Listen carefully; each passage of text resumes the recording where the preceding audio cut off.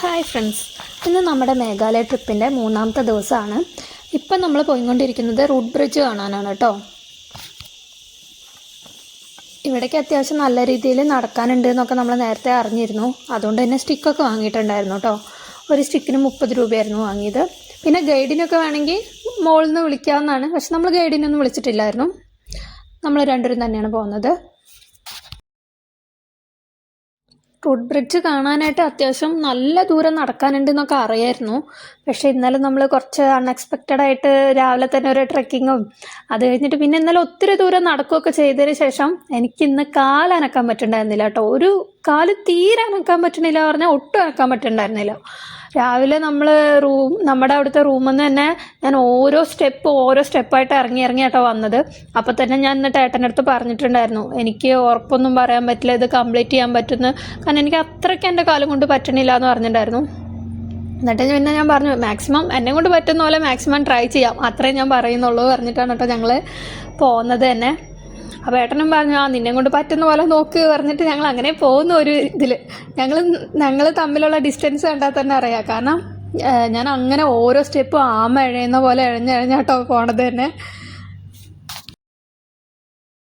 പിന്നെ ഇങ്ങനെ പോകുന്ന വഴിക്ക് ഒരു ചെടി കണ്ടോ കേട്ടോ.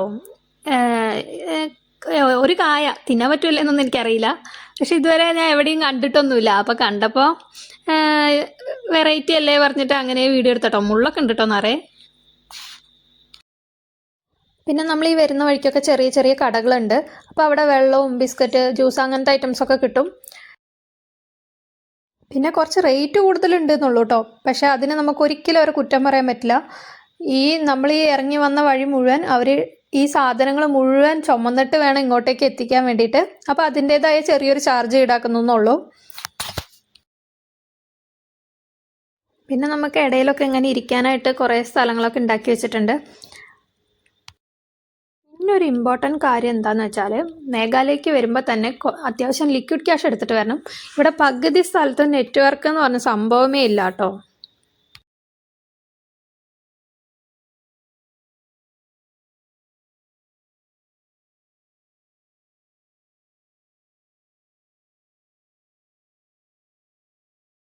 പിന്നെ സ്ട്രക്ചറൊക്കെ ഉണ്ട് കേട്ടോ. 5000 മുതലൊക്കെയാണ് അവർ സ്റ്റാർട്ടിങ് റേറ്റ് പറയുക.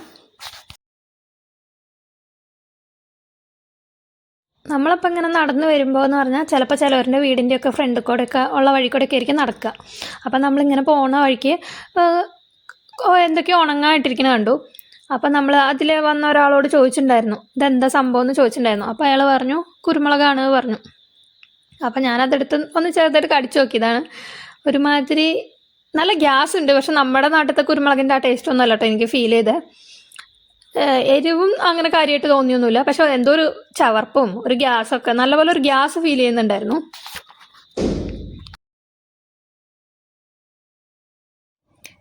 ഇതാണ് കേട്ടോ ആ കുരുമുളക് ചെടി. ഇപ്പോൾ കണ്ടില്ല, ആ കുരുമുളക് ഈ ചെടിയിൽ നിന്ന് പറിച്ചെടുത്തതാണ്. ഇത് നമ്മൾ പോകുന്ന വഴിക്കൊക്കെ ഇനി അവിടെ ഇവിടെയൊക്കെ ആയിട്ട് ഇഷ്ടം പോലെ കാണാം കേട്ടോ. മേഘാലയയിൽ വന്നപ്പോൾ അതേപോലെ ഏറ്റവും കൂടുതൽ കണ്ട ഒന്നാണ് പള്ളികൾ കേട്ടോ. ഇഷ്ടംപോലെ പള്ളികളുണ്ട് ഇവിടെ. അതേമാതിരി നമ്മൾ വരുന്ന വഴിക്കൊക്കെ കുറേ സെമിത്തേരിയൊക്കെ കണ്ടിട്ടുണ്ടായിരുന്നു.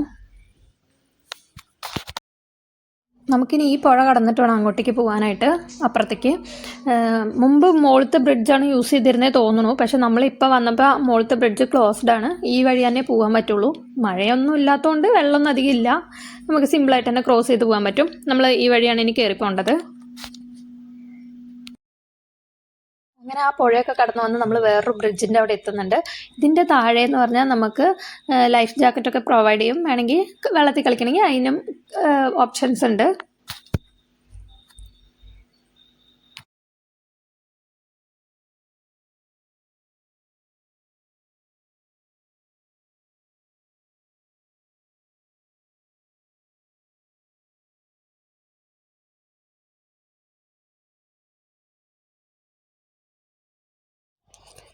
അങ്ങനെ ഒരുവിധം പയ്യെ പയ്യെ നടന്ന് സിംഗിൾ റൂട്ട് ബ്രിഡ്ജിൻ്റെ അവിടെ എത്തിയിട്ടുണ്ട്.